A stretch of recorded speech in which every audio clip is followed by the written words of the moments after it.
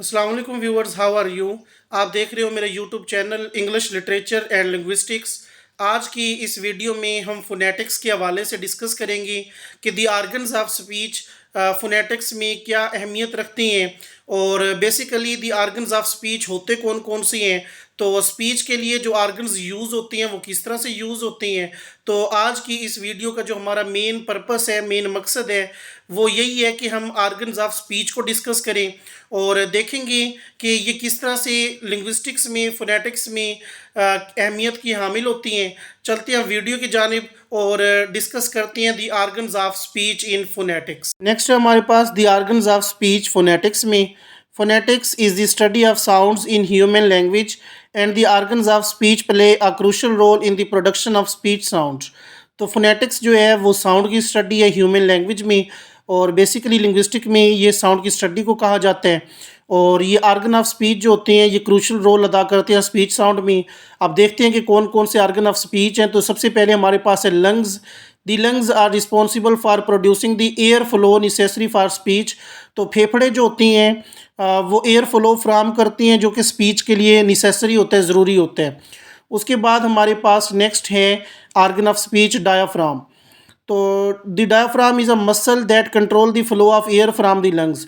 तो ये एक मसल होता है जो कि एयर का फ्लो कंट्रोल करता है फेफड़ों से। उसके बाद नेक्स्ट हमारे पास ट्रेकिया, जिसे सांस की नाली भी कहती हैं।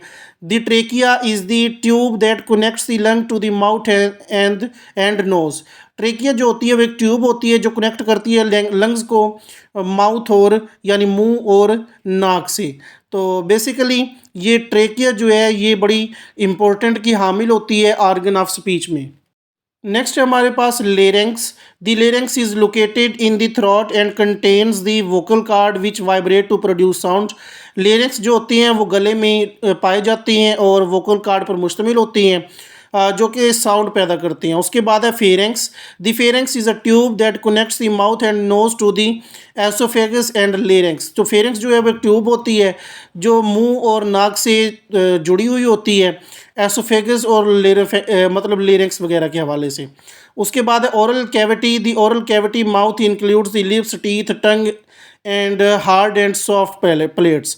तो ओरल कैविटी जो है उसमें लिप्स, टीथ मतलब होंठ, दांत, ज़ुबान और उसके अलावा जो हार्ड एंड सॉफ्ट पैलेट्स होती हैं वो भी इसमें पाए जाती हैं।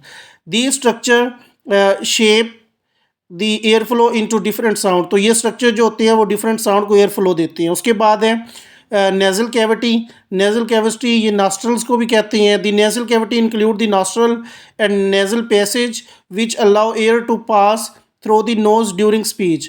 तो ये नेज़ल कैविटी जो है नॉस्ट्रल और नेज़ल पैसेज पर मुश्तमिल होती है जो हवा को इजाज़त देते हैं गुजरने के लिए ड्यूरिंग स्पीच, मतलब स्पीच के दौरान ये इजाज़त देती है। नेक्स्ट है हमारे पास tongue. The tongue is a muscular organ that plays a crucial role in the shaping the sound of speech. जो टंग है ये मस्कुलर आर्गन है जो क्रूशल रोल अदा करता है साउंड ऑफ स्पीच में। उसके बाद हमारे पास नेक्स्ट है teeth.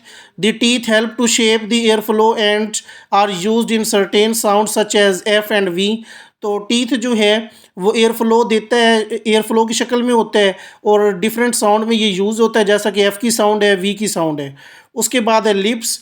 The lips are use to shape the air flow and are use to certain sound.